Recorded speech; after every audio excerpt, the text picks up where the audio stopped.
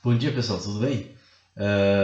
O vídeo de hoje é sobre se o mundo está atravessando mesmo uma troca de hegemonia do poder, como tem vários analistas políticos, né, de geopolítica, que estão dizendo isso, que a crise que nós estamos atravessando, inclusive as guerras, são função de uma mudança da hegemonia, que até hoje, nos últimos séculos, né, vem sendo exercida pelo Ocidente, com os Estados Unidos à cabeça, né, e que hoje a gente estaria se encaminhando para a decadência dos Estados Unidos e para uma nova hegemonia centrada na Eurásia, China, por aí, né?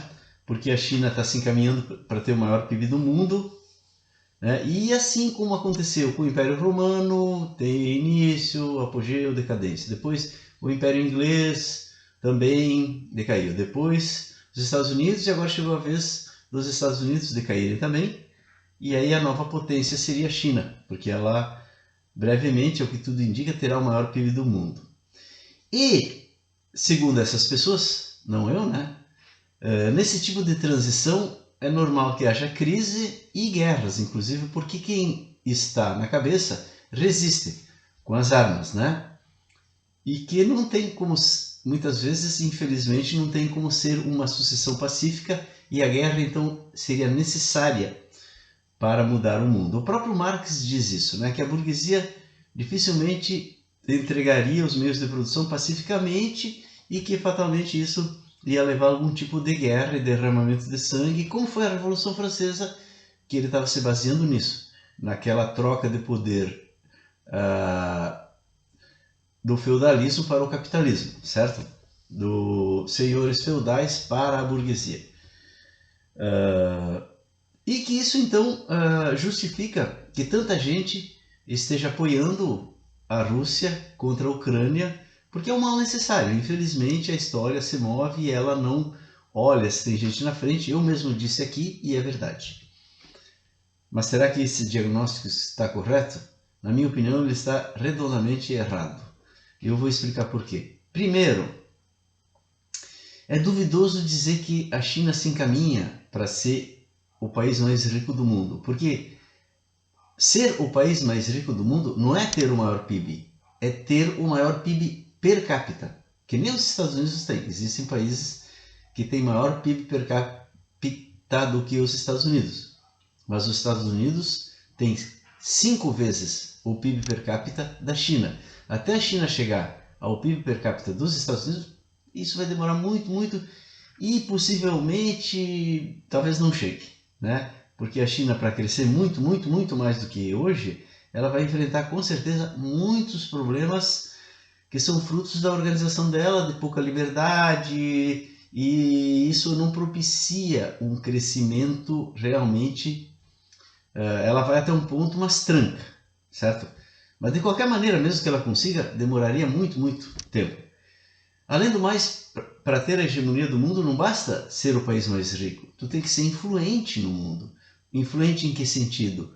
A língua, a religião, a arte, o cinema, a música, a inovação, entende? Então a China, mesmo que ela esteja junto com a Rússia nessa estratégia, elas têm muito poucas chances de exercer a hegemonia do mundo. E até porque o mundo hoje não tem nenhum bloco que possa exercer hegemonia. Os Estados Unidos não conseguem mais. A Europa, junto com os Estados Unidos, também não consegue mais. Porque essa construção do Ocidente era hegemônica no Ocidente. Agora o planeta se tornou global. Então é muito difícil exercer uma hegemonia a nível global para qualquer ator. Brasil, muito menos. África, muito menos. O Sul global, Brasil e África, muito menos. Veja, além do mais, tem um erro muito mais importante nessa avaliação, que é quando se diz que as guerras mudam o mundo. Que sempre que houve guerras, o mundo mudou. É verdade, mas é aquela história de causa e efeito, né? Não é porque duas coisas acontecem juntas que necessariamente uma é a causa do outro. As guerras aconteceram porque o mundo tinha mudado.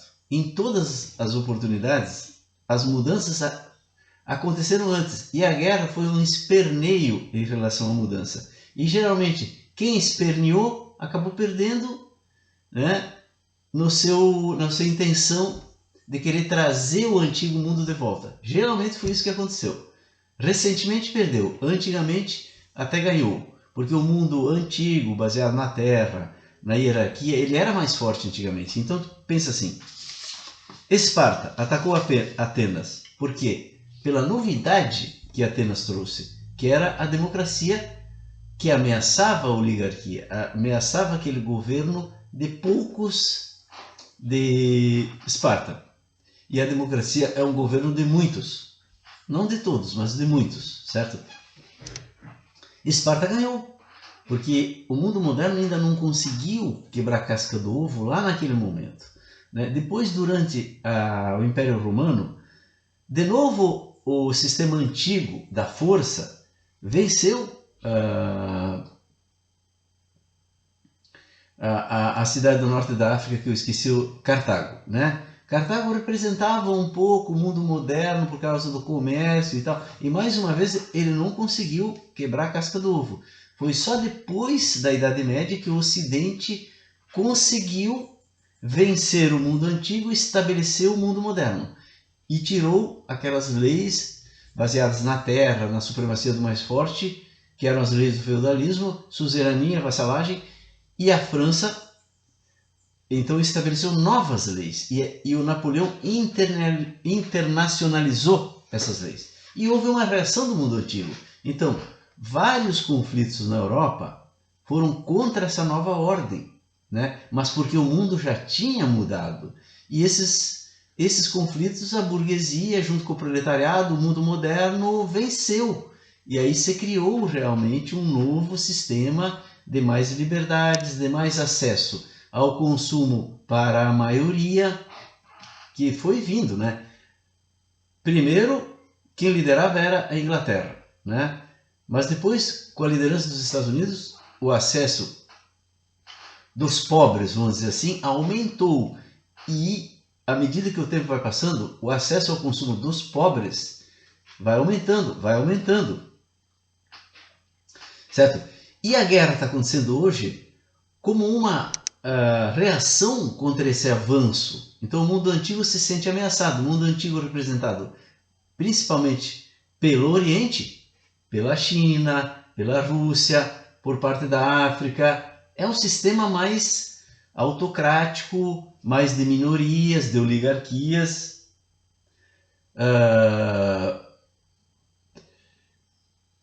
E será que eles vão vencer? Dificilmente, porque tu nunca vai para um sistema de menos liberdade ou de menos acesso ao consumo da maioria. O que foi que mudou agora, ou já faz bastante tempo, para que essa crise e essa guerra exploda no mundo, como aconteceu e está acontecendo? O que aconteceu? Vocês assistiram. Foi a globalização. A globalização do mundo, o capital alocou os recursos para os locais dos menores custos. Então levou a fabricação para a Ásia, Japão, Coreia e hoje principalmente China.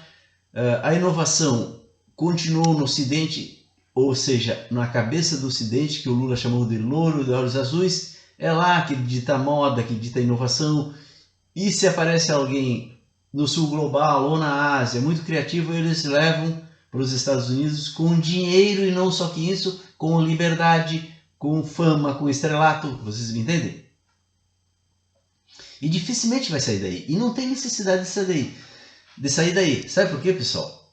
A gente pensa que teria liberdade de sair, seria interessante se saísse de lá, porque a gente não pensa globalmente. Porque, veja, quando eu compro um terreno e vou construir uma casa, tem um lugar da casa, tem um lugar da horta, tem um lugar da piscina, certo? Eu não faço tudo junto. Tem um lugar melhor para fazer a casa, tem um lugar melhor para fazer a horta, tem um lugar melhor para fazer a piscina, certo? Veja, o problema é quando um ganha mais do que o outro, mas os emergentes estão emergindo, porque o poder de compra das pessoas em todo o mundo está emergindo, estava emergindo Não precisava de guerra nenhuma. A guerra foi uma maneira de puxar essa mudança para o lado de um pessoal que quer ter a hegemonia do mundo para levar para o seu modelo de mundo, que é um modelo mais antigo, mas que não tem chances de ter sucesso. Não tem chances. Ele pode ter um sucesso momentâneo, que nem o Hitler teve muito sucesso durante muito tempo. Mas, fatalmente, o mundo não caminha para o lado que um puxa, que outro puxa, que outro puxa. Ele vai para onde a história quer que ele ande, e a história tem andado sempre para frente, no sentido do lugar que tenha mais liberdade, que tenha mais consumo da maioria, que tenha mais, em suma, felicidade e direitos crescentes. Será que é os Estados Unidos que representa isso? Olha, os Estados Unidos é um país que se adapta às mudanças do mundo. Os Estados Unidos, 50 anos atrás, invadiu os países sem pensar muito. Hoje, a última vez que ele invadiu foi no Iraque e no Afeganistão, ele fez todo o esforço para convencer a OTAN para ir junto, foi metade da OTAN só. E hoje, pelo menos parte dos Estados Unidos avalia que não foi legal. Então, veja, não é os Estados Unidos que vai fazer esse mundo novo global, é o planeta como um todo. Mas veja, vai sim, esse novo mundo vai e já está contrariando interesses, né, do tipo Rússia, China, Império Central, ou mesmo Estados Unidos, o xerifão do mundo. Então esses países vão ter que mudar. Como que eles mudam? Nos Estados Unidos, pela sucessão dos presidentes e pela posição das pessoas.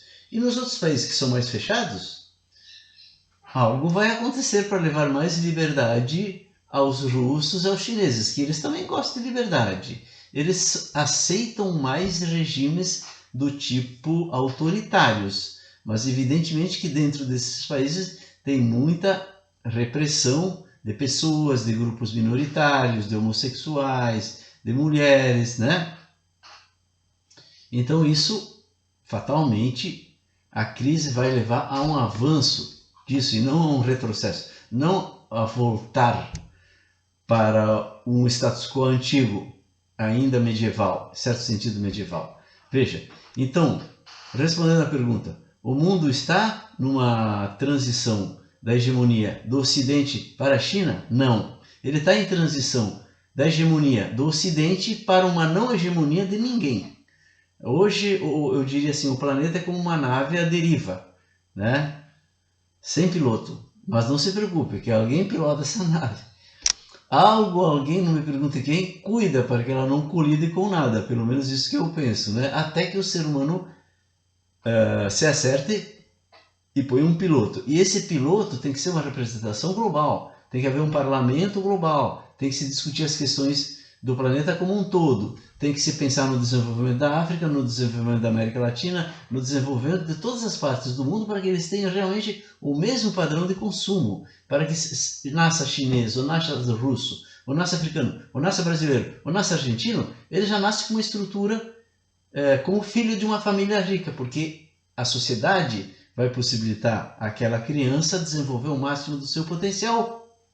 E o trabalho, a maioria vai ser automatizado, ele só não é mais automatizado por causa dessas atrapalhações, pessoal. Por causa dessa eu sou melhor do que você, esse país é melhor do que você, que volta nesses momentos de transição. Como mais uma vez o Marx disse. O Marx disse, quando o mundo está mudando, as pessoas se agarram ao passado, porque é o que elas conhecem de sólido. Vocês me entendem? Então está voltando as nacionalidades, está voltando a religião, que são coisas fadadas a desaparecerem. Vocês vão dizer, a religião vai desaparecer? Olha, não é possível. Ela vai desaparecer. Não sei quando, mas ela vai desaparecer. Vocês lembram daquela música do John Lennon? Imagine um mundo sem países, imagine um mundo sem fronteiras, imagine um mundo sem religião. O mundo caminha para isso, porque a religião, assim como a moral, é uma bengala enquanto a gente não enxerga a realidade. Então é como se ela fosse uma coisa que impede o ser humano de ser muito destrutivo. Porque quando o ser humano abrir os olhos para a verdadeira realidade, ele não vai mais precisar de bengala. Vocês entendem? E como é que a religião vai desaparecer? Bom, ligando isso com a questão, com a guerra hoje na faixa de Gaza, eu disse para vocês que as três religiões monoteístas são as três partes de um ovo.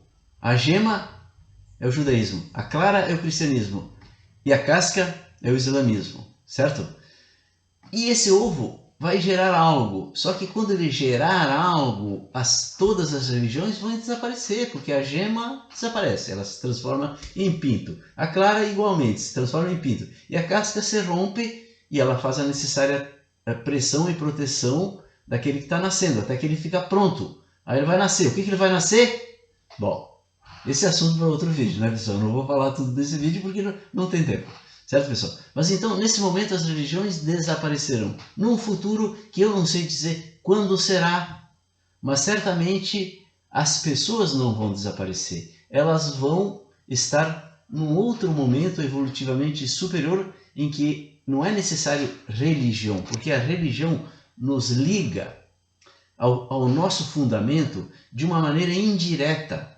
Então a gente não compreende através da racionalidade, é uma maneira indireta. E o que vai substituir a religião vai ligar o ser humano novamente de uma forma direta.